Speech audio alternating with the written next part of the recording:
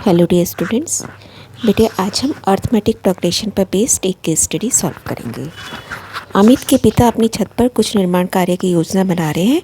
उन्होंने 360 ईंटों का ऑर्डर दिया और आपूर्तिकर्ता को सप्लायर है ना को इस तरीके से ईंट रखने का निर्देश दिया कि सबसे नीचे की लाइन में 30 ब्रिक्स हों, उससे ऊपर एक कम हो, ऐसे करके चलते जाना है। तो उसके पास टोटल कितनी है 360, तो दैट मीन्स सारी ईंटों का टोटल इज़ 360। तो टोटल को हम AP में कैसे डिनोट करते हैं, S ऑफ N, है ना। तो ये कितना है हमारे पास 360। सबसे नीचे की लाइन में कितनी है 30 ईंटें, तो हमारा ये A बन गया। उससे अगली लाइन में कितनी है 29, तो अब आप D भी निकाल सकते हैं। 29 minus 30 that is equal to -1, यानी कि हर लाइन में एक ईंट पहले से कम होती जा रही है। अब ये हमें समझ आ गया बेटा, A हमें पता चल गया, D पता चल गया है और टोटल SN भी पता चल गया है। 3 चीज़ें हमारे पास आ गई हैं। पूरा 5 आपके पास टर्म्स होती हैं इस चैप्टर में, 5 में से 3 पता हैं, तो बाकी की दोनों भी टर्म्स हम इजीली निकाल पाते हैं। अब क्वेश्चंस देखते हैं। किस पंक्ति में 26 ईंटें हैं, यानी कि आपको क्या दिया गया है यहाँ पे AN इज़ इक्वल टू 26। हमें बताना है कि वो कौन से नंबर पे है, यानी कि N निकालना है। AN is 26। अब AN का फॉर्मूला क्या होता है, A + N-1D।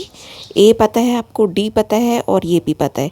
क्या निकल जाएगा यहाँ से N को ऐसे ही रहने दिया, D को ब्रैकेट में -1 रखा। केयरफुली सॉल्व करेंगे इसे। यहाँ पे 26 में से 30 को घटा कर देंगे। यहाँ पे -1 से N को इंटू किया आपने, -N माइनस माइनस +1, ये क्या बन गया -4। नाउ -N +1 को भी इधर जाके घटा कर देंगे, इट बिकम्स -5। माइनस से माइनस कट गया, N इज़ इक्वल टू 5, यानी कि 5th रो में 26 ब्रिक्स रखी जाएंगी। 10वीं पंक्ति में कितनी ईंटें हैं, अब AN निकालना है, N पता है ना। नंबर कौन सा नंबर है, N 10वां, और कितनी ईंटें हैं, यानी कि AN टर्म निकालनी है। अब आपको पहले पार्ट का उल्टा है, यहाँ पे N पता है, AN निकालना है।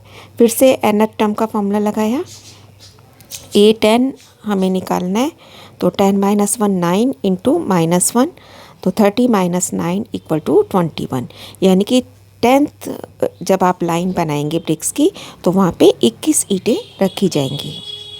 उसके बाद थर्ड क्वेश्चन है, 360 ईंटों को कितनी पंक्तियों में रखा गया है। अब 360 क्या है हमारा SN, और निकालना क्या है, कितनी पंक्तियाँ, मतलब N निकालना है। फिर से अब की बार हम SN का फॉर्मूला लगाएंगे। SN is N/2 2A + N-1D equal to 360। बहुत केयरफुली वैल्यूज़ रख देंगे।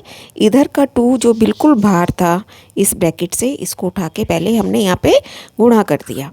A की जगह 30 रखेंगे, N-1 ब्रैकेट में -1 इक्वल टू 720। 360 से 2 को गुणा किया 720। अब देखो अंदर क्या बना, N 60 घटा N जमा 1। कोई भी भागम भागी नहीं करनी है बेटा, बहुत केयरफुली आपने एक एक स्टेप आगे चलना है। अब आगे चलते हैं।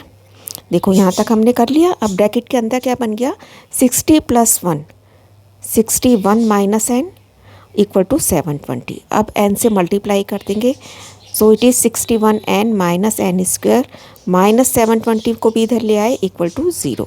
अब हम इसे स्टैंडर्ड फॉर्म में लिखेंगे। ये हमारे पास एक द्विघात समीकरण बन गया, जिसका हम स्टैंडर्ड फॉर्म क्या होता है, सबसे पहले स्क्वायर की टर्म को साइन भी चेंज कर रहे हैं हम, तो ये माइनस वाला प्लस बन गया, प्लस वाला माइनस, और माइनस वाला फिर से प्लस बन जाएगा। अब मध्य पद को तोड़ के इसके गुणनखंड करने आपको आते ही हैं, चाहे तो आप D का फॉर्मूला लगा सकते हैं। इसके सीधे मैंने गुणनखंड लिख दिया, 45 और 16। 45 और 16 को जमा करेंगे तो 61 आएगा, और गुणा करेंगे तो 720 आएगा। So the final answer is N equal to 45 और N can be 16। But N 45 तो बिल्कुल पॉसिबल नहीं है बेटा, क्योंकि इसका मतलब ये हमारा उस टर्म से नेगेटिव N क्रिएट करेगा। देखो it is not possible, so final answer is N equal to 16। ये 45 किस लिए नहीं है, अगर सपोज़ मैं A 45 निकालने लग जाऊँ, है ना, कि तो क्या बनेगा, A + 44D। अब ए कितना है आपका 30 और डी कितना है -1, तो 30 घटा 44, तो घटा में ईंटें रखी जा सकती हैं क्या, है ना, नहीं रखी जा सकती। Therefore this is not possible in this case. तो आपने ये बड़ा वाला आंसर कैंसिल कर देना है और फाइनल आंसर हमारा रहा n = 16। नेक्स्ट इसका चॉइस में क्वेश्चन आता है बेटा हमारे पास, सबसे ऊपर की पंक्ति में कितनी ईंटें हैं, how many bricks are there in the top row. तो टॉप रो अभी हमने निकाली है कि n = 16 सबसे उसकी टॉपेस्ट रो है बेटा, है ना।